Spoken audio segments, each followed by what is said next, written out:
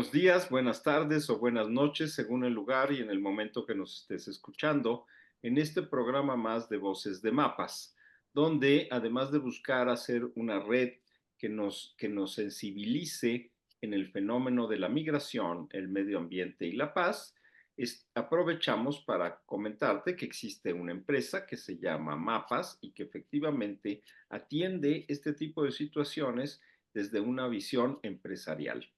Dejamos para esto a Adela, que nos tiene una invitada muy especial con un tema muy importante, muy sensible que tenemos que considerar en estos fenómenos de la migración. Adela, por favor. Muchas gracias, Gerardo. Hola, Nasli. Muchas gracias por estar con nosotros y bienvenidas y bienvenidos a todas las personas que nos acompañan en este programa. Y bueno, pues este programa tiene el título de La infancia en movilidad en la frontera noreste. Es un tema muy delicado, muy fuerte. Y bueno, pues justamente, ¿quién mejor que Nasli nos puede platicar sobre todas estas experiencias que ha tenido trabajando directamente con las infancias? Pero antes de eso, bueno, pues la voy a presentar, Nasli Castillo. Ella es estudiante de doctorado en Ciencias Sociales en el área de Sociedad y Educación. Es participante activa en el Seminario de Derechos Humanos, Educación Inicial y Género. Es maestra en Población y Desarrollo por la Flaxo México, administradora pública de la Escuela Superior de Administración Pública de la ESAP en Colombia, con experiencia y habilidades en estudios en salud sexual y reproductiva, gestión menstrual digna, educación inicial, población, demografía, migración, desigualdad, pobreza, enfoque de derechos humanos y perspectiva de género. ¿No? Ella tiene una amplia experiencia en la elaboración, en la coordinación y en la evaluación de planes, programas y estrategias sociales de desarrollo, en la consolidación y estructuración de observatorios, en la asesoría y la consultoría sobre asuntos de lo social y lo público en derechos humanos, migración, género y educación. Entonces, bueno, pues bienvenida, Nasli. Muchísimas gracias por haber accedido a esta entrevista. Y pues realmente, pues igual, primero para arrancar con este tema, pues a lo mejor, si nos puedes platicar un poco de tu experiencia en la frontera en la frontera noreste, trabajando con la infancia en movilidad, sería muy bueno. Y a partir de Hola, eso ya nos arrancamos con la charla y las preguntas. gracias Adela y Gerardo. Muchas gracias por considerarme y por este bonito espacio. Para mí es un privilegio poder estar aquí construyendo y conversando en conjunto. Pues sí, yo soy colombiana, tengo el gusto y el privilegio de estar en México hace 7 años y ya llevo 3 años aquí en Reynosa, en la frontera noreste. Y he tenido la oportunidad pues de trabajar con las infancias, entre otras poblaciones de movilidad en este punto de la frontera. Me gustaría comenzar pues reflexionando un poco de cómo ha sido el proceso de migración y de la frontera norte mexicana, ¿no? Sabemos que la migración en México y tener este vecino, ¿no? En el norte ha significado un proceso no solamente estructural, sino histórico importante.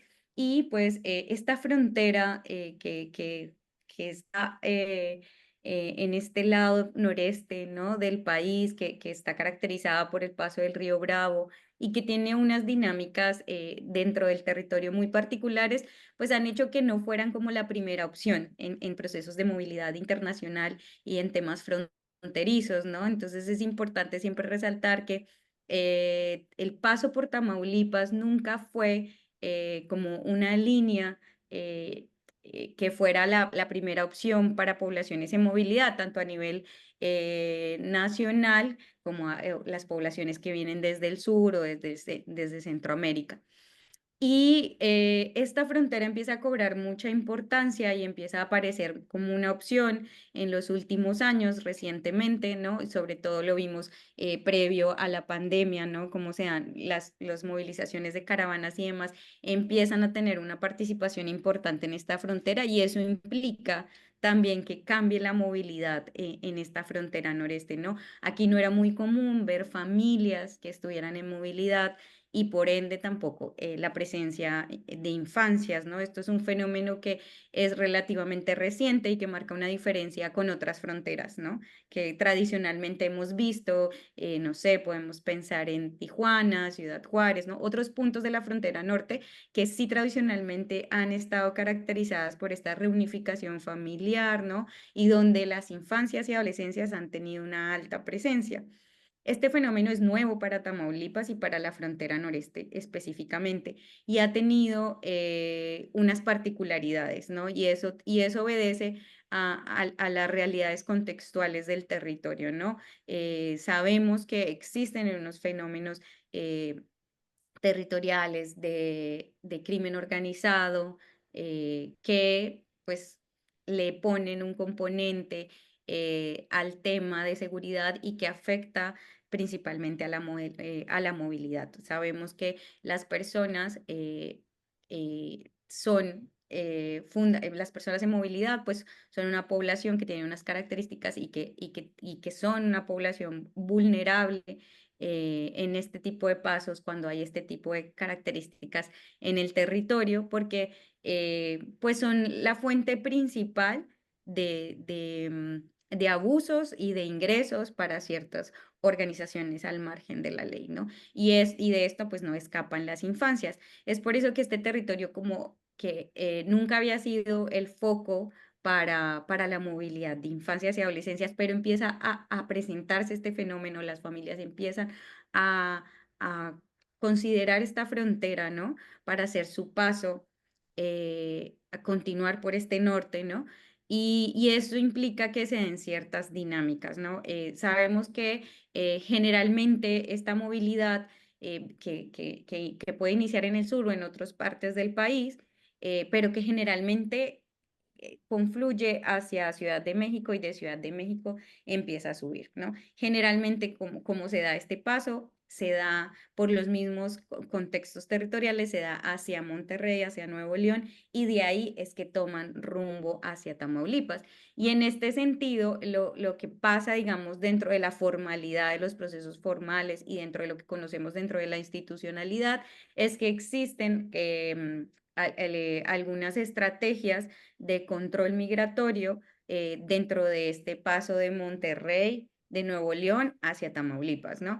Y es allí donde generalmente sucede esta separación de las infancias y adolescencias cuando vienen acompañadas por quienes no son sus cuidadores principales. Y es el primer fenómeno que identificamos, que aunque no hay un volumen, hablándolo demográficamente o en números poblacionales, no hay un volumen importante de población que venga no acompañada por cuidadores principales, sí existen y generalmente son en estos puntos de pasar de Nuevo León a Tamaulipas donde se vuelve más evidente y donde existe una mayor presencia de la institucionalidad, y es allí donde entra pues todo el sistema institucional a garantizar los derechos de las infancias y hacer todo el acompañamiento. Y generalmente lo que pasa es que en el trabajo con las infancias que generalmente han sido atendidas por la institucionalidad,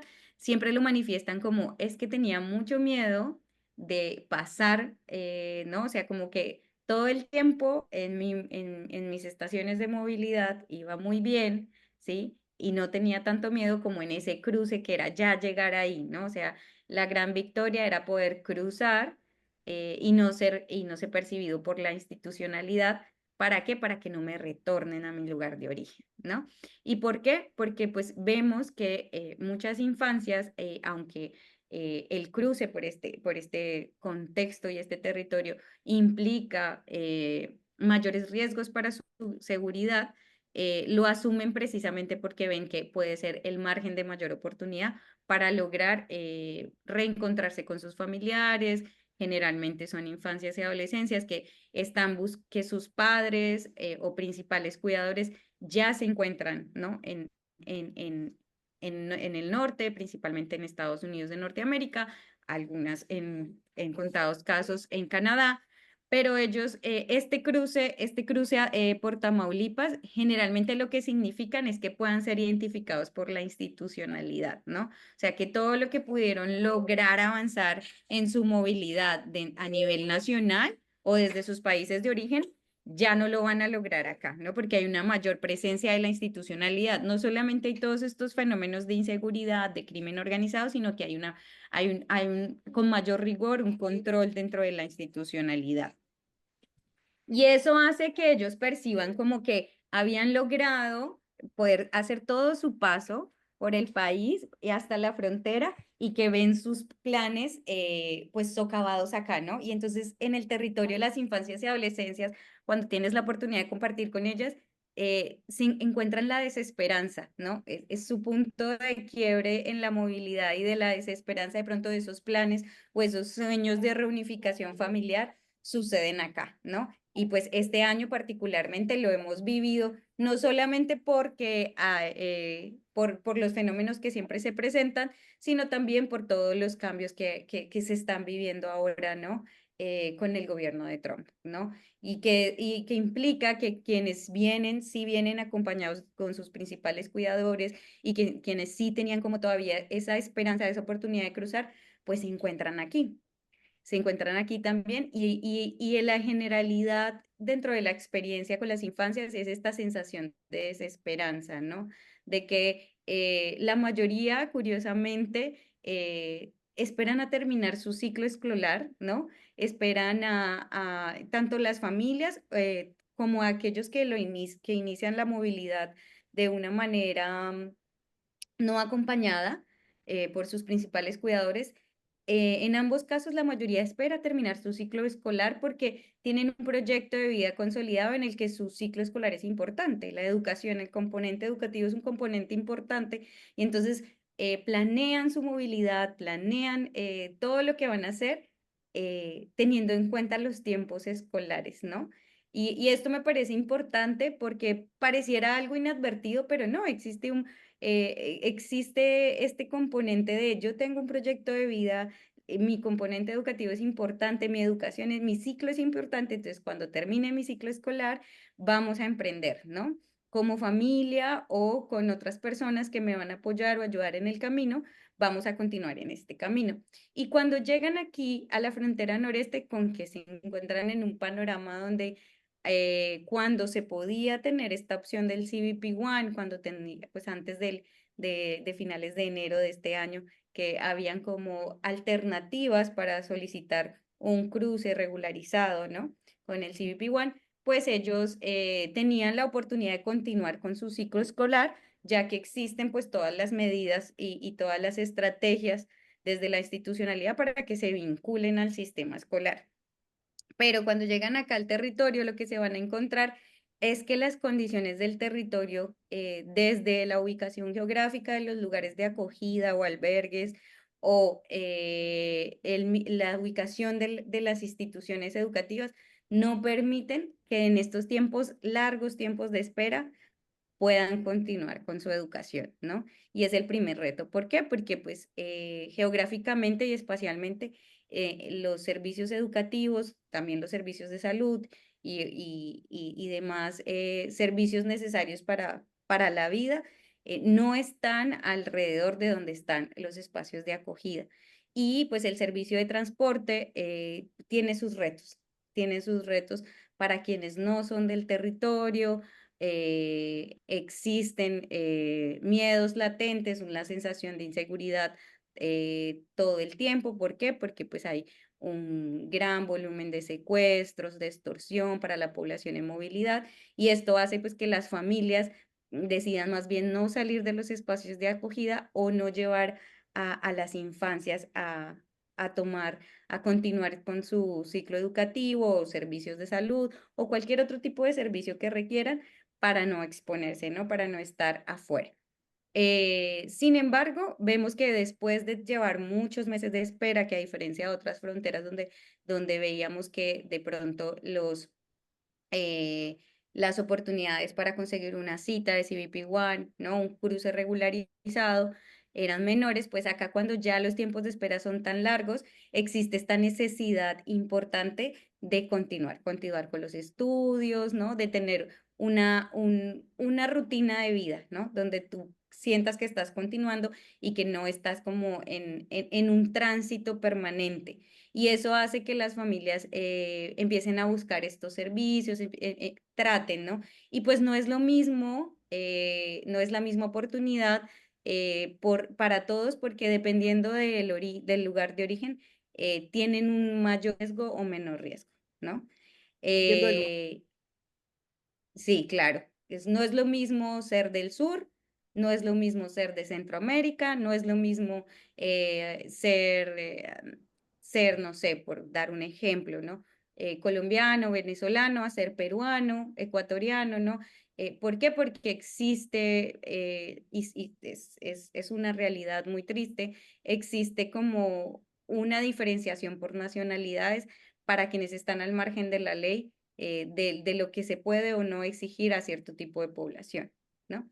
Entonces, todo este tipo de situaciones, pues, atraviesan las infancias, ¿no? Y pareciera que muchos de ellos manifiestan a veces como de, es que las decisiones las toman otros, ¿no? Pero ellos están viviendo el mismo proceso de movilidad que todos en su núcleo familiar, independiente de si participan activamente o no en esa decisión de la movilidad, ¿no?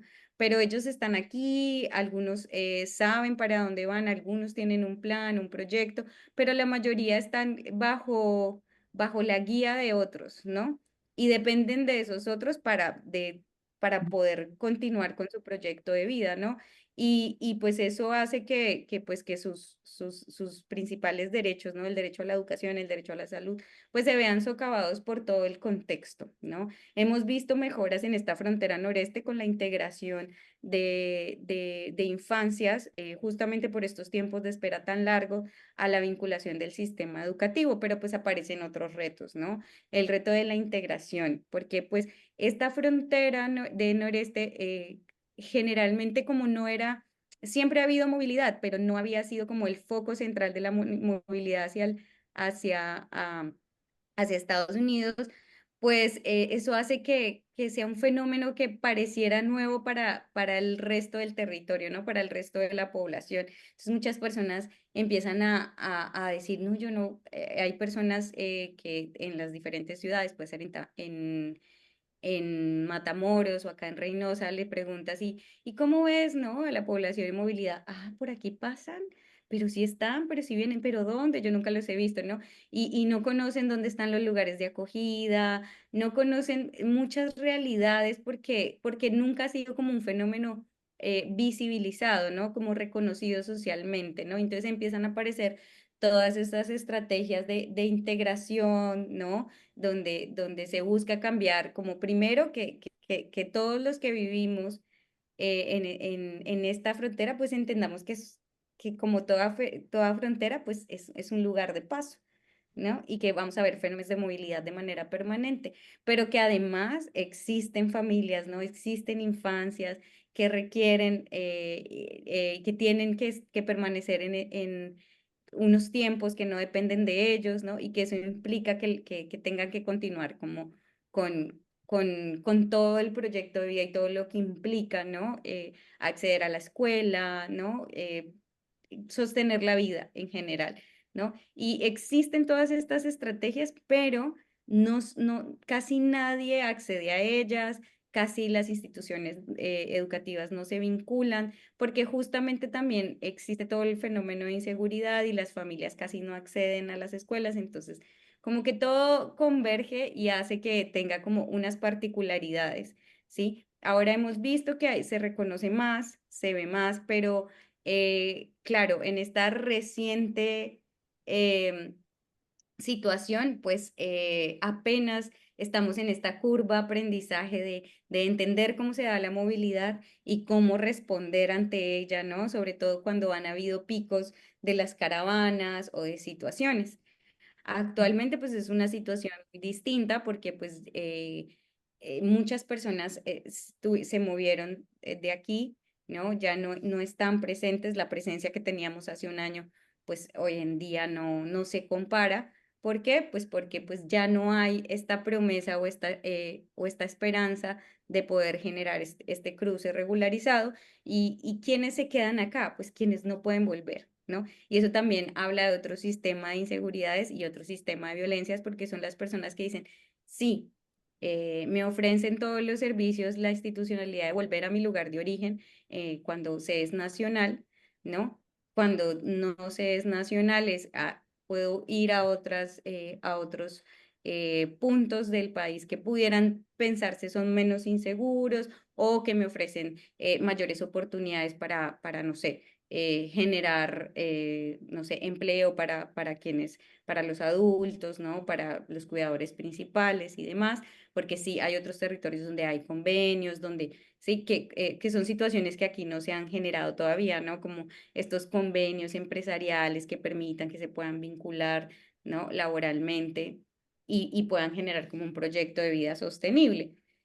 Y en este sentido, pues muchas personas se mueven hacia otros puntos del país, pero hay quienes dicen, no, yo no puedo moverme porque no tengo opción de ir a mi lugar de origen o no puedo porque estoy amenazado o no, y tengo que quedarme aquí, aquí estoy y tengo que empezar a construir un proyecto de vida acá. Y pues eso implica también estar en ciertas condiciones, ¿no? Aquí, justamente por esta historia de que no era un lugar como primera alternativa de paso, pues los lugares de acogida aquí se han ido construyendo en una situación de crisis, de emergencia, de llegó población, entonces generalmente los espacios de acogida y albergues están construidos así, ¿no? O sea, como de llegó una caravana, llegó mucha población, no tienen un lugar donde estar, entonces se genera un espacio, pero es un espacio que no fue pensado para eso, que no tuvo un proceso de planeación, ¿no? Sino que es un espacio que está atendiendo una crisis, una situación de emergencia y que aunque existe toda la buena voluntad y todo el esfuerzo colectivo de inversión, de mejorar las condiciones, pues tiene unas condiciones que desde agua, saneamiento, y demás, pues no son las condiciones óptimas, ¿no? Y vivimos, y pues no sé, vivir en donde no hay las condiciones como aire acondicionado, cuando ahorita estamos a 42 grados, ¿no? Eso implica ciertas situaciones, ¿no? En las infancias lo ves. Por ejemplo, si tú vas no sé, horas de la tarde, vas a ver a todas las infancias en el piso tratando de buscar el lugar más fresco, porque pues los espacios de acogida no tienen las capacidades para tener aire acondicionado o ventilación permanente cuando tenemos unas temperaturas tan elevadas después de mediodía, ¿no? Entonces las infancias pueden, quienes hoy en día están acá, están yendo a la escuela, ¿no? Y esto es más fácil para quienes están en primaria, quienes están en un nivel educativo posterior a la primaria, es más difícil la vinculación por el tema de requisitos, por el tema de la oferta educativa que existe y que puedan existir. Ahí existen otros retos, pero bueno, logran vincularse algunos, generalmente lo hacen en horas de las mañanas, regresan a los lugares de acogida, a los albergues, y pues ahí no hay aire acondicionado, no hay las condiciones, y entonces ves, en algún momento decía un encargado, yo siento que son como lagartijitas, ¿no? O sea, como que los veo que se están derritiendo las personas y están todos pegados a la pared, al suelo, y parece algo sacado de lo irreal, pero es la realidad. Si tú en las horas de la tarde vas a ver a todas las infancias que deberían estar jugando, compartiendo, ¿no? Viviendo otro momento del día, literal, buscando un poco de refresco, ¿no? En un territorio que aquí tenemos 9 meses de calor y se supone tenemos 3 meses de cambio de clima, pero en realidad nosotros vivimos todo el año con unas condiciones climáticas extremas, donde viene un frente frío y bajan demasiado la temperatura, pero eso sucede por 2 o 3 días y vuelve el calor, ¿no? O sea, aquí lo más bajito que uno va a estar sobre 26 grados, 27 grados, ¿no? Muy húmedo.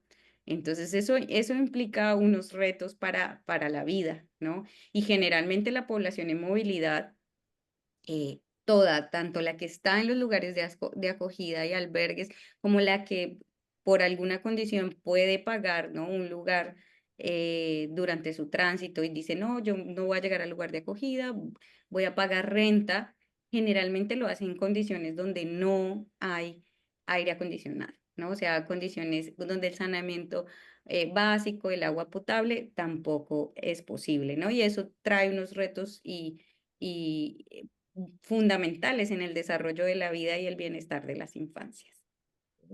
Yo te quería preguntar que, además del calor tremendo, de las condiciones climáticas tremendas, hay un problema serio en las construcciones de los espacios de acogida, que no nada más no tienen el aire acondicionado, sino que no tienen la suficiente protección.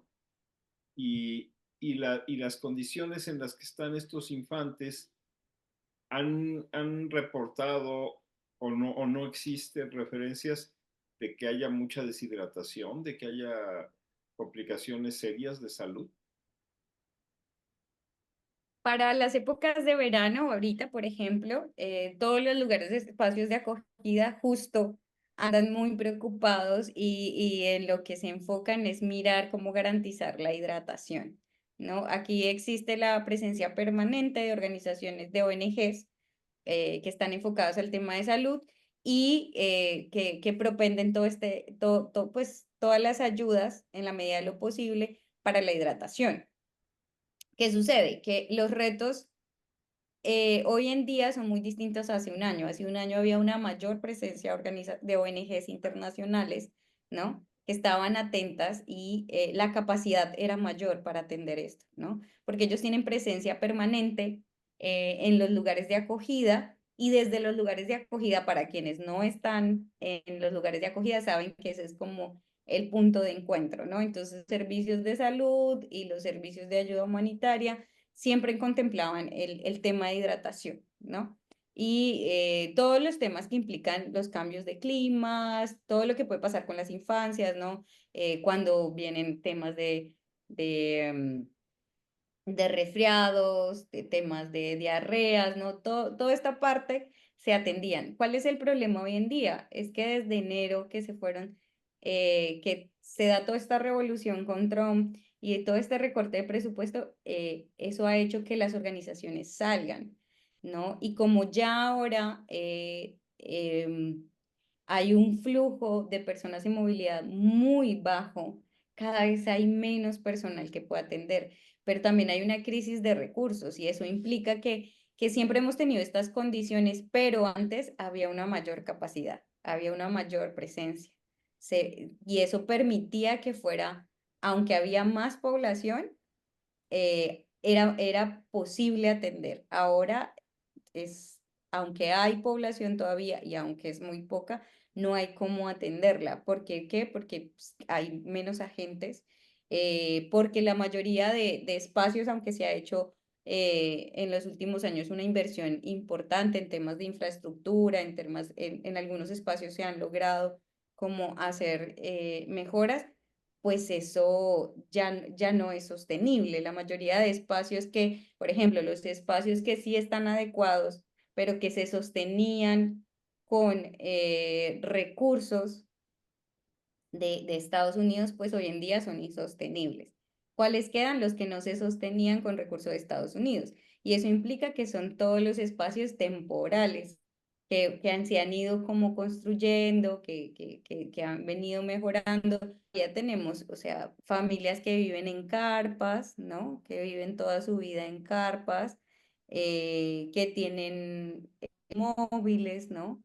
Que y que no pueden tener como las atenciones y no pueden mantener, no tienen acceso directo a agua potable ahora estaban teniendo acceso a agua potable porque en muchos lugares se colocaron bebederos, ¿no? Muchas organizaciones estuvieron como al pendiente de garantizar todo el tema de agua, saneamiento básico, pero ahora el problema es cómo sostenerlo, ¿no? Hubo como una inversión, hubo una preocupación y hubo una tensión. El problema hoy en día es que no hay cómo sostenerla, ¿no? Sí, Pero pero la población. hay como que alternativas de empleabilidad de los adultos que van con esos jóvenes. Ahorita no hay convenio formal como tal con las empresas. El trabajo que se da dentro de la informalidad. Hemos visto que, por ejemplo, digamos que podemos ver ejemplos mucho más palpables en Nuevo León y en otros estados. Sabemos que existen convenios y programas que ya tienen esta asociación con los empresarios y eso acá en Tamaulipas todavía no existe. No ha existido ese programa directo donde hay una oferta para la población en movilidad, donde se le puede apoyar para que ellos puedan como ser capacitados o encontrar un empleo. Aquí la mayoría de empleo es dentro de la informalidad, ¿no? Generalmente en construcción, generalmente en temas con alimentos, ¿no? O venta ambulante, ¿no? Todo está dentro del marco de la informalidad. No existe hasta el momento como un proyecto o un programa que esté propendiendo por eso. Y la verdad es que un reto bien importante que hay es el hecho de que como la población es tan poca, ¿no? Pareciera que como es poca, ya no está en el centro, ¿no? O sea, como que antes cuando los números eran, porque pues es un tema de que vemos mucho en la agenda pública, ¿no? Que tiene que ser como volúmenes de personas para poder atender y que llegue a esa agenda pública, pues si antes la movilidad no era tan palpable y tan visible que teníamos volúmenes de población importantísimos, pues ahora que los números son tan pequeños, es mucho menos visible dentro de esa agenda pública y pareciera que existe como dentro del ambiente como una desestimulación por completo, ¿no? O sea, como que sentimos que el territorio está siendo dejado como la población que se quedó y de una u otra forma eh, la población que está aquí se siente atrapada, ¿no? No puede cruzar, aquí está, no hay las condiciones, ¿no? Y es como de, ¿y ahora qué? ¿No? O sea, pareciera que ya no están en la agenda pública. Antes, cuando eran volúmenes de personas, era posible ponerlo en esa agenda, pero hoy en día es todavía mucho más complejo. Es Oye, complejo. yo pensaría, ay, perdón, yo pensaría que más bien había más volumen de personas pensando pues en esta política de Trump, de todo el asunto del retorno. Yo pensaría que era al revés, fíjate, y hay menos. Pero bueno, eso aparte de la siguiente como pregunta, inquietud que tengo es también en lo social, ¿qué es lo que sucede cuando las personas ya empiezan a poner carpas, cuando ya no tienen, digamos, acceso a los lugares, ¿no? A los albergues, por ejemplo? O sea, ¿qué pasa a nivel social, o sea, con la sociedad del lugar? Tamaulipas. Hay muchos conflictos, se generan muchos conflictos en ese sentido. En general, la población en movilidad, curiosamente, siempre se ubica en ciertas zonas de la ciudad, ¿no? Muy cercana al cruce, ¿no? A los puentes internacionales. Entonces, quienes están en esas zonas o quienes viven en esas zonas pueden ver que hay población en movilidad, ¿no? Identifican que hay personas que no son, que no nacieron aquí, que están aquí de paso, ¿no? Que vienen de otros lugares, pero el resto de la ciudad es como una pequeña burbuja que el resto de la ciudad no reconoce, ¿no? El resto del territorio no reconoce, pero ahí están, ¿no? Y en general sí quedan los albergues, o sea, los lugares de albergues y espacios de acogida continúan y están ahí, ¿no? Y sigue la presencia, o sea, por ejemplo, nosotros vemos una importante presencia de organizaciones como Save the Children, ¿no? UNICEF, sigue presente en estos esfuerzos de mantener como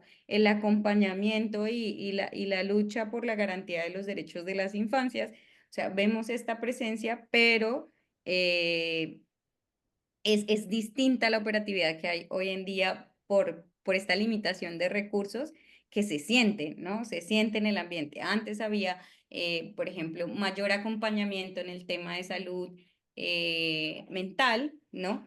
Porque el nivel de estrés que manejan las infancias, es la salud mental, es un tema que casi no se toca, ¿no? Siempre estamos pensando agua, saneamiento, servicios de salud básicos, pero todo lo que tiene que ver con la salud mental de las infancias, por todo lo que ven y viven durante el tránsito y la movilidad, que se exacerba y se asienta cuando ya llevan, no es lo mismo estar en un tránsito activo, ¿no? Donde tú estás, tengo que llegar a un lugar, ¿no? Estoy de un punto a otro y estoy viviendo este tránsito activo, pero cuando ese tránsito activo acaba y aún tú no has llegado como a ese lugar que esperabas llegar y tienes que esperar mucho tiempo y ahora tienes que replantear tu proyecto de vida, empiezan a aparecer todas estas situaciones, todo lo que viví, todo lo que pasé, que muchas veces en las infancias lo manifiestan abiertamente y dicen, y yo no lo escogí, yo no tomé esta decisión,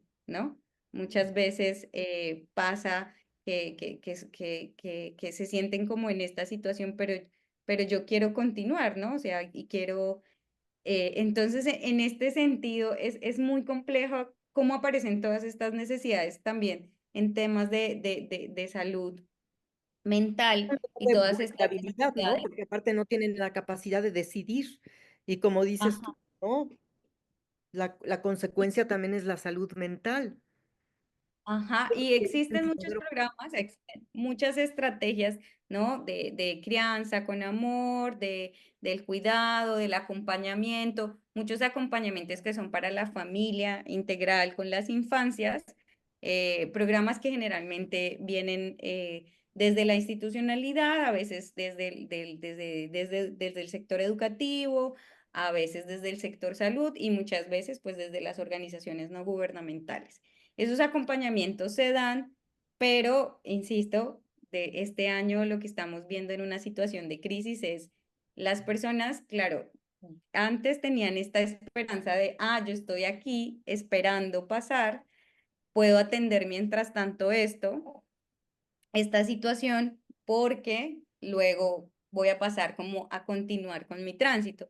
Y ahorita se están replanteando las familias su proyecto de vida, ¿no? O sea, ya no hay una esperanza de voy a cruzar y entonces ahora tengo que replantear cómo retomo la vida y es por eso que justamente desde febrero para acá es que en Tamaulipas hemos empezado a ver que se está haciendo, llevando a la práctica por primera vez que las infancias vayan a las escuelas, ¿no? Y que empiecen a utilizar todas estas estrategias y programas que antes la gente decía, no, pues no, pues que se quede 6 meses, 9 meses sin ir a la escuela, pues no pasa nada, porque pues después vamos a poder.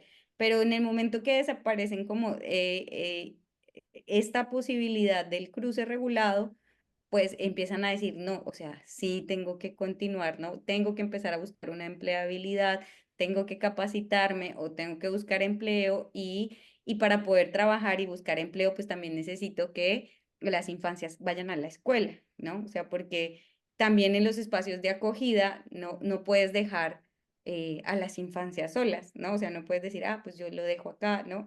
Todo ese sistema, entonces empiezan como a funcionar todo este sistema de la oferta que siempre hubo, la empiezan a tomar, pero también está el fenómeno de solo puedo salir a trabajar en las horas en que van a la escuela.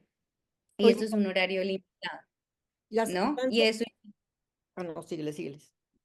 ¿Qué entonces es un horario limitado, pero también implica otros retos, ¿no? Y es poder contar con los recursos para que este derecho a la educación pueda ser ejercido de la mejor manera, ¿no? Y en un contexto donde ya no hay la oferta institucional y los acompañamientos que tenían antes, ¿no? Y también están viviendo no solamente, por decirlo así, el duelo, la desesperanza de ya no tener esta opción de cruce, sino también de que quienes me acompañaban, quienes me escuchaban, quienes me daban información asertiva, ¿no? Ya no están en el territorio, ¿no? Entonces cada vez están más solas las familias. Oye, ¿y la onda? infancia que llega sola, o sea, que no viene acompañada con las familias, ¿qué pasa con esa infancia? Las infancias que vienen no acompañadas por cuidadores principales y que no tienen documentos que puedan dar fe, ¿no? De que tienen como esta autorización, ellos entran al sistema DIF inmediatamente. Ellos entran a los centros CAMEF, donde inician un proceso de retorno. Generalmente es un proceso de retorno, tanto para nacionales como para internacionales. Con internacionales lo que sucede es que depende de qué posibilidades de retorno tienen, dependiendo del país de origen, ¿no? Entonces, por ejemplo, podemos ver que países con situaciones críticas, hablando a nivel internacional, como Haití o Venezuela, pues no tienen opciones de retorno. O sea, son necesariamente infancias que tienen que esperar a que sus familias puedan venir por ellas, ¿no? Que sus cuidadores principales vengan por ellas o que autoricen a alguien. Y eso también implica unas situaciones de riesgo, porque muchas veces los cuidadores principales no pueden venir, o sea, hacer su presencia acá y pueden encargar a personas, ¿no? Y no siempre son personas cercanas, o sea, no siempre es el tío o la tía, puede ser un amigo, el amigo de un amigo, ¿no? Y el sistema, pues el DIF en general, que es la institución que tiene esta responsabilidad, hace pues todas las respectivas investigaciones y demás para salvaguardar los derechos de las infancias. Pero pues sabemos que en la práctica lo que sucede es que va a venir por la infancia quien pueda, ¿sí? Porque no estamos en un contexto de crisis donde no todas las personas, si esta niña, este niño, este niño estaba viajando no acompañado, es porque hay una situación de fondo atrás, ¿no? También era, no fue porque lo decidió solamente, sino porque no había las condiciones. Y cuando la institucional trata de restituirle sus derechos, pues generalmente los cuidadores principales no pueden venir por ellos. Y si es un país de origen donde no existen las condiciones para que puedan retornar, ¿no? O sea, de una manera segura, ¿no? Pues tienen que quedarse esperando o en muchas situaciones, pues sabemos que en la práctica puede ser que venga el amigo del padre o la madre o el principal cuidador por ellos. Y esto también pone en una situación, pues, de mucho riesgo, ¿no? Que escapa también a las capacidades del sistema, ¿no? Porque generalmente el sistema para lo que está en la práctica, lo que sucede es que siempre está velando por devolver la infancia a, a sus cuidadores principales. Pero muchas veces estos cuidadores principales pues no tienen la capacidad para venir por ellos o para acompañar, ¿no? Entonces, esto también nos hace cuestionar como desde la institucionalidad, cómo nos estamos pensando también esa restitución de derechos y de pronto habrán otros caminos para hacerlo. Pero además debe de haber muchos casos que incluso han quedado huérfanos. Ujú. Sí, Además. pasa mucho, por ejemplo, con la población de Haití, vemos que hay mucha huerfandad, ¿no? Con toda la situación política que se está viviendo, pues hay mucha huerfandad, ¿no? Y es difícil poder encontrar la manera de, no hay un camino claro para saber qué hacer con estas infancias, ¿no? Y qué es lo mejor que se puede dar para restituirle y salvaguardar todos sus derechos, ¿no? Este es un camino incierto y que en la práctica lo que sucede es a veces la percepción es, no, ¿qué hacemos, no? Cada caso se vuelve un reto y el acompañamiento llega hasta cierto punto. Lo que sí es cierto es que existe toda la capacidad, digamos, el espacio que aquí está por parte del CAMEF y esos son espacios que están pensados para albergar, ¿no? Y que cuentan con toda la capacidad de infraestructura, de comida, de servicio de salud, de acompañamiento y que generalmente tiene el acompañamiento, por ejemplo, educativo, recreativo, con las instalaciones adecuadas. Solo que, y tienen como, les ofrecen a ellos como la posibilidad de estar en contacto directo con sus familias en diferentes momentos de la semana, ¿no? Una comunicación permanente con sus familiares, ¿no? pero pues, y aunque es un sistema que tanto las infancias, porque hemos tenido pues como la oportunidad de hablar con ellos y compartir con ellos, reconocen que es un sistema que los protege, que los atiende muy bien, pues ellos, el anhelo siempre de las infancias es estar con sus familias, ¿no? No es estar dentro de la institucionalidad. No importa qué tan bueno sea el servicio que estén prestando, qué tan protegidos y seguros estén, su anhelo siempre es estar con sus familias. Por eso. Oye, ¿y cómo tienen clasificadas las infancias? ¿De qué edad a qué edad? ¿Y qué pasa cuando ya dejan de ser infantes porque aún siguen siendo muy vulnerables? Sí, la verdad es que la clasificación se maneja como se maneja a nivel nacional. La verdad es que de primera infancia se tienen muy pocos casos. Generalmente son muy esporádicos y muy extraños que hayan casos de primera infancia, ¿no? De hasta 6 años. Generalmente son más de 7 años en adelante, ¿no? Y sobre todo muchos adolescentes. Hasta el momento no conozco casos de los que hayan estado en el marco de esta transición de la adolescencia a la mayoría de edad. No conozco casos, generalmente todos son adolescentes y han resuelto como la institucionalidad no ha quedado bajo la tutoría de ellos por más tiempo que permita que ellos lleguen a la mayoría de edad. Siempre están ahí como en algún momento de su adolescencia, pero no conozco en la práctica casos como los que tú me consultas. Oye, te veo, ya se empieza a inquietar mucho nuestra infante invitada. Y, Sí, y te quisiera ella está preguntar, reclamando atención. sí, Ay, ya, preguntarte qué opciones o qué planes de desarrollo crees que se pudiesen implementar ahí como alternativas y como opciones para mejorar estas condiciones y estas posibilidades, ya pensando en poblaciones que se pudiesen quedar ahí.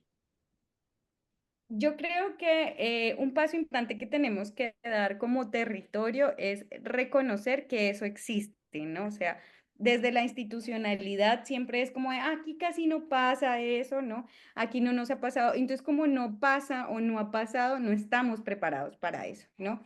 Lo primero es reconocer que esto pasa y que puede pasar, que si hay un fenómeno que hoy en día no estamos viviendo, puede pasar en el futuro y que quizás entrar en contacto con otras experiencias en otros territorios sea importante, ¿no? Cuestionarnos la manera en que se está operando y salvaguardando toda esta ruta de atención pues, para las infancias y adolescencias.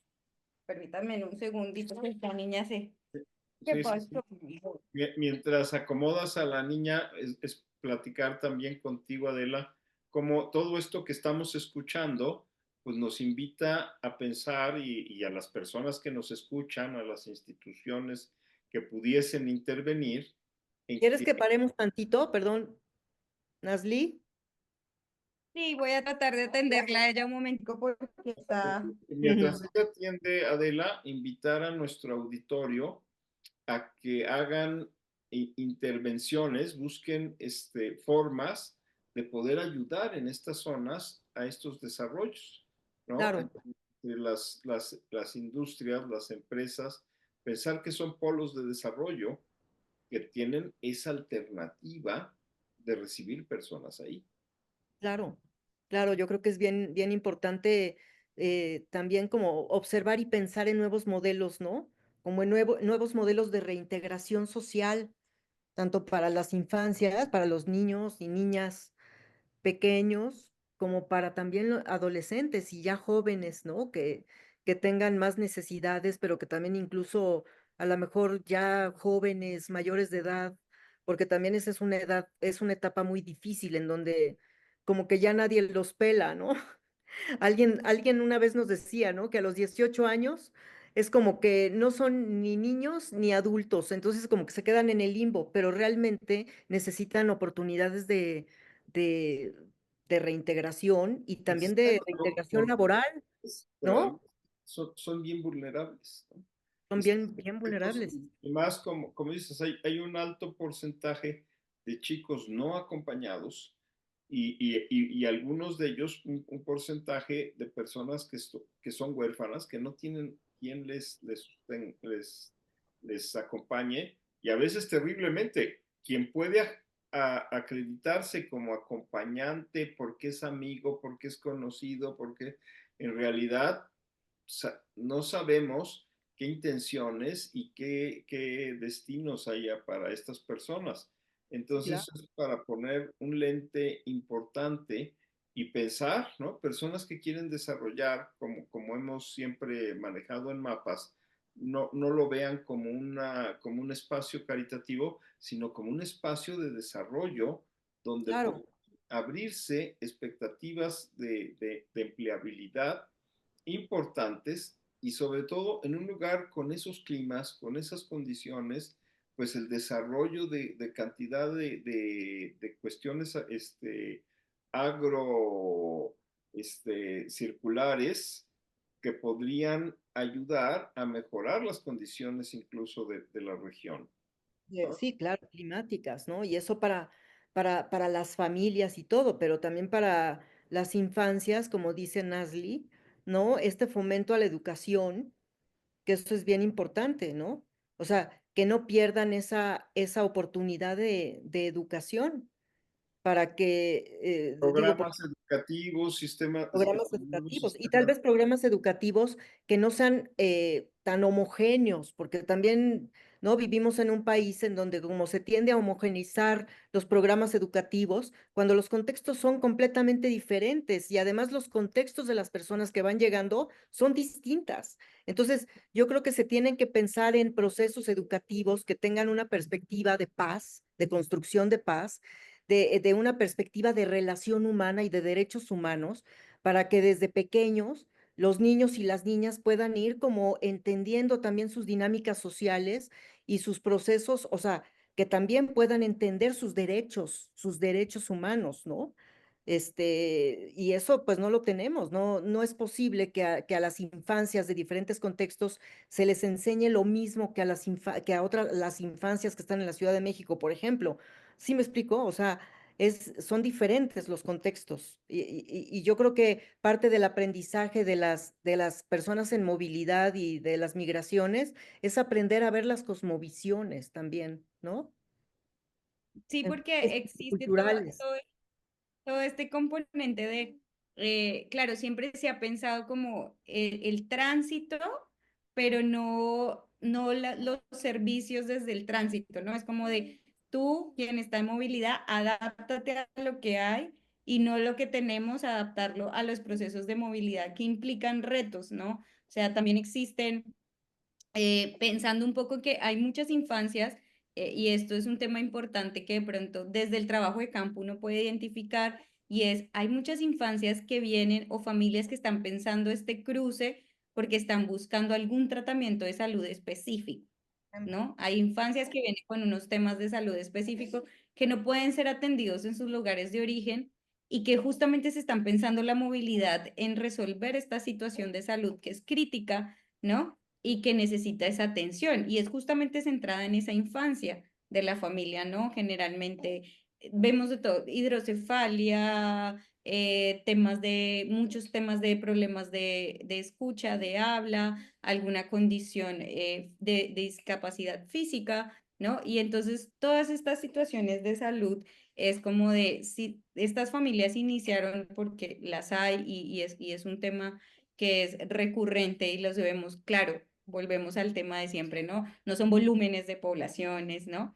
Pero existen, ¿no? Existe un móvil que tiene que estar alrededor de la salud, de la falta de servicios en sus lugares de origen para atender esas particularidades de ese tema, ¿no? Y de pronto se encuentran con este escenario de que están en tránsito, pero ya este tránsito por el noreste no es un tránsito, es un replantearme el proyecto de vida, no poder cruzar, tener que hacer mi vida acá y que nunca hemos estado preparados para ese escenario y que sí se necesita tejer, ¿no? Como esos escenarios donde existe esa flexibilidad de los servicios, donde estamos pensando los territorios como un lugar donde la gente pueda reconstruir su proyecto de vida, continuarlo, y más donde estos territorios, y hay que decirlo en el tema de las adolescencias, el crimen organizado aprovecha que las adolescencias son las que tienen mayores retos para vincularse al sistema educativo y que son las que tienen mayor vulnerabilidad y están en este limbo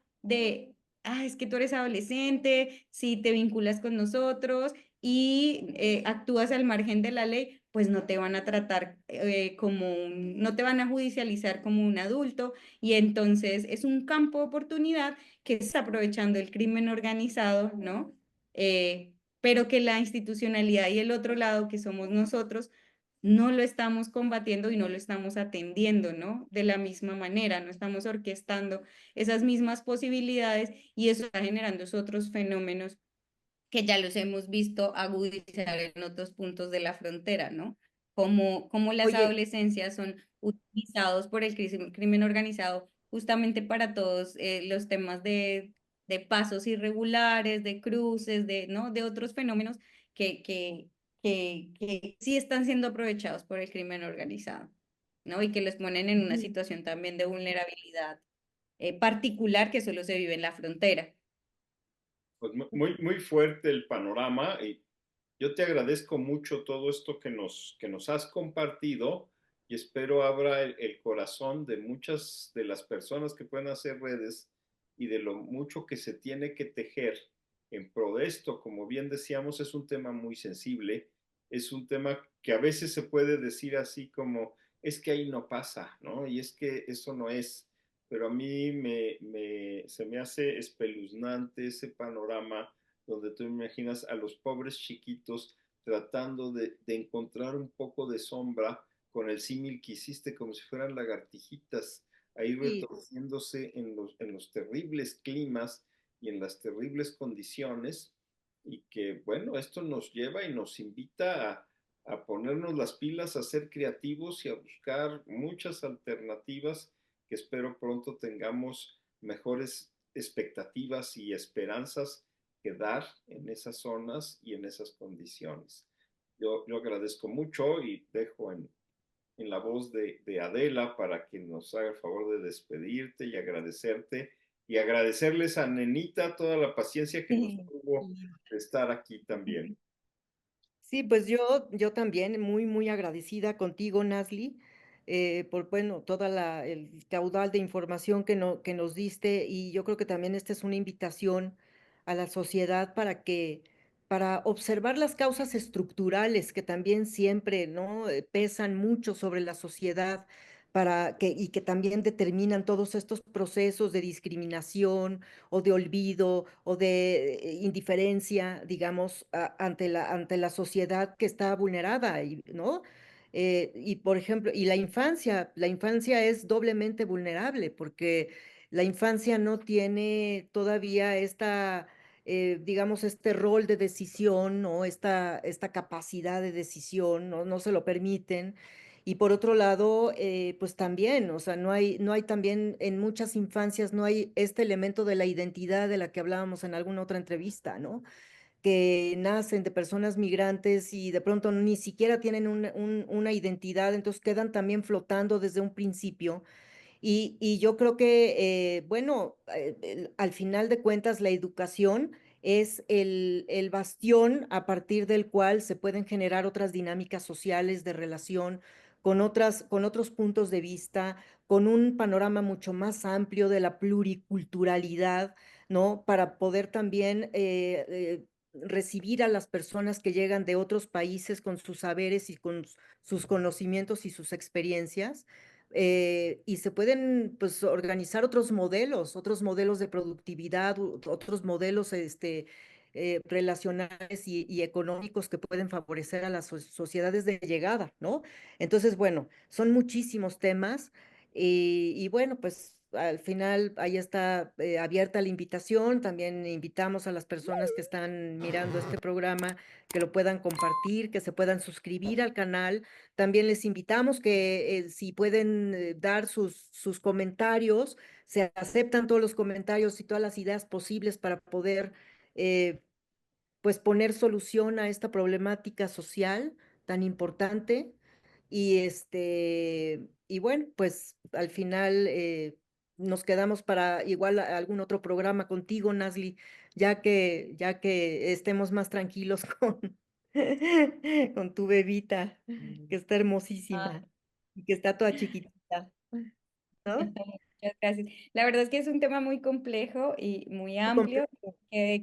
que tiene que ver con todo, ¿no? Con todo lo que ustedes siempre están trabajando, con todo, con todas estas charlas y esta construcción de espacio con todos los invitados y invitadas que han tenido. Y yo creo que nos va a dar para muchos otros. Sé que aquí apenas como que mencionamos y dejamos en el A tinterillo cuentagotas, pero es que todo se va mucho. ligando, ¿no? Porque son temas Sí, jurídicos, ¿no? De seguridad, de bien común, educativos, culturales, institucionales, en fin, o sea, son muchísimos temas, pero yo creo que el panorama que nos pusiste ahora, pues abre mucha perspectiva y también da para muchísima reflexión, ¿no? sí, Entonces, sí, pues, la verdad es que sí. Pues ustedes muchísimas gracias y bueno, esperemos que podamos seguir teniendo nuevos espacios y ya con esta beba más participativa. pues Claro, muchas gracias y muchas gracias, Gerardo. gracias, Pues gracias a las tres por este momento. gracias, chiquitina. Bueno.